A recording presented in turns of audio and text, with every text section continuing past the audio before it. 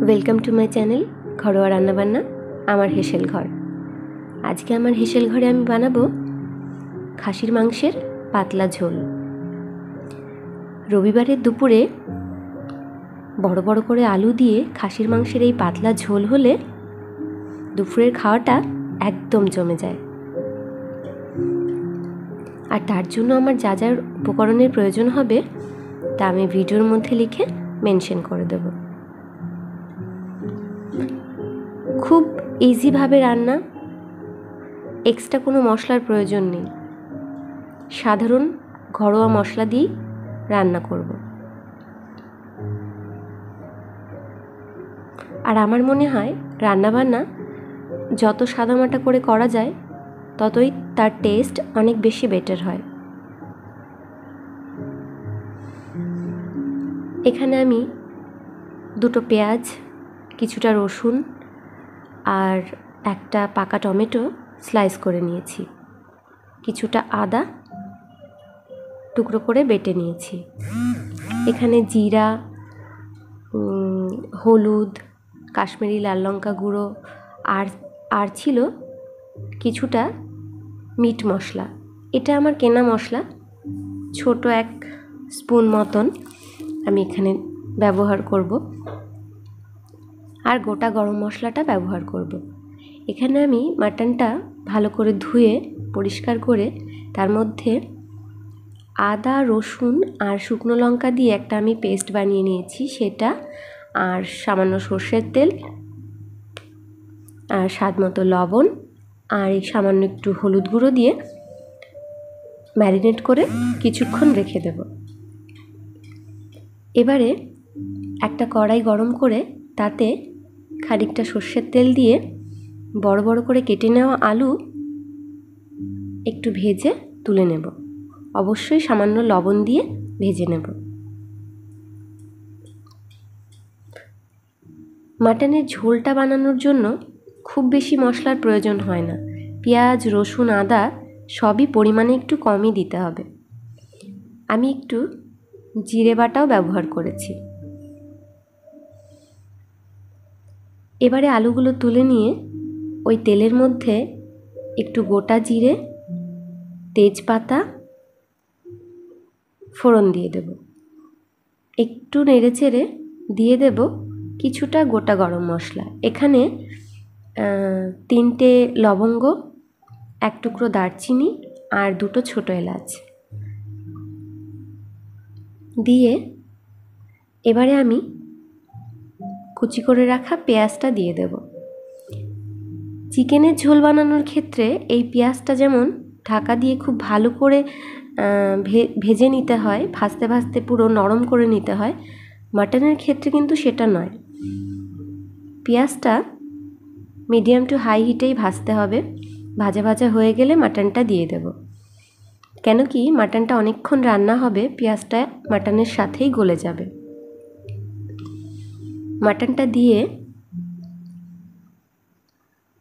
একটু হাই হিটেই ভালো করে নাড়াচাড়া করে নেব।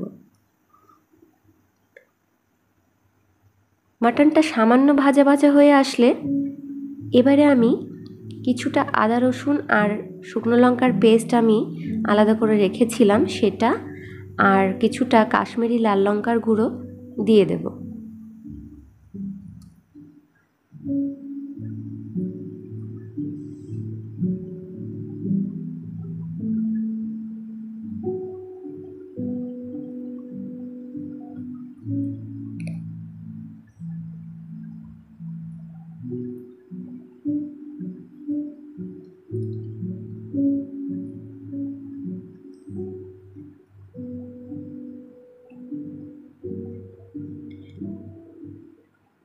আর সামান্য জিরে বাটাও দিয়ে দেব। দিয়ে ভালো করে মশলার সাথে এই মাটনটাকে এবারে কষাতে হবে। এই প্রসেসটা একটু আস্তে করতে হবে, একদম লো হিটে ঢাকা দিয়ে দিয়ে মশলাটা কষিয়ে নিতে হবে।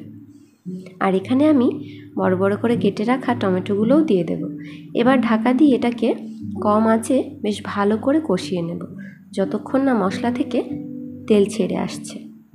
এই কষানোটা অবশ্যই খুব ভালো করে করতে হবে, না হলে কিন্তু ঝোলটা ভালো হবে না।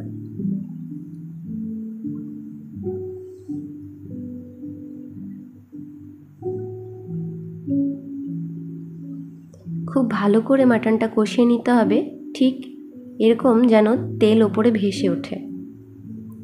এবারে দিয়ে দেব কিছুটা মিট মশলা।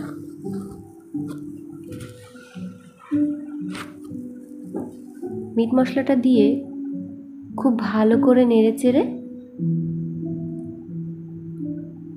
আবারও কিছুক্ষণ ঢাকা দিয়ে রাখবো। ঢাকা খুলে এরকম যখন তেল ছেড়ে আসবে,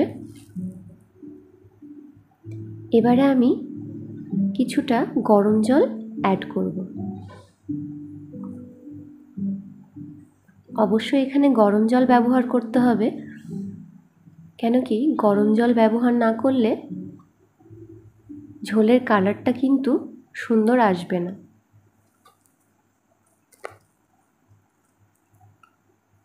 আমার এখানে মশলাটা খুব ভালো করে কষানো হয়ে গেছে।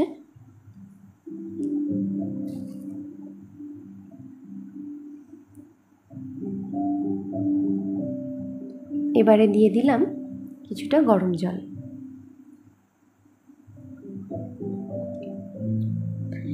ঝোল এখানে যে যেমন পরিমাণে খেতে পছন্দ করে তেমন করেই দিতে হবে। দিয়ে ঢাকা দিয়ে কিছুক্ষণ হতে দেব। ভালো করে যখন ফুটে উঠবে তখন এটা এভাবেও অনেকে রান্না করে, কিন্তু আমি এটা কুকারে দিয়ে দেব। কুকারে দিয়ে এটা আমি 3টে সিটি লাগিয়ে খোলার পরে এরকম হবে, তখন আমি আলু ভাজা আর ভেজে রাখা আলু আর বেটে রাখা গরম মশলা দিয়ে দেব, গোটা গরম মশলা দিয়ে ঢাকা দিয়ে আরেকটা সিটি আসা পর্যন্ত ওয়েট করব। ব্যাস রেডি মাটনের ঝোল। ভীষণ সুন্দর খেতে লাগে।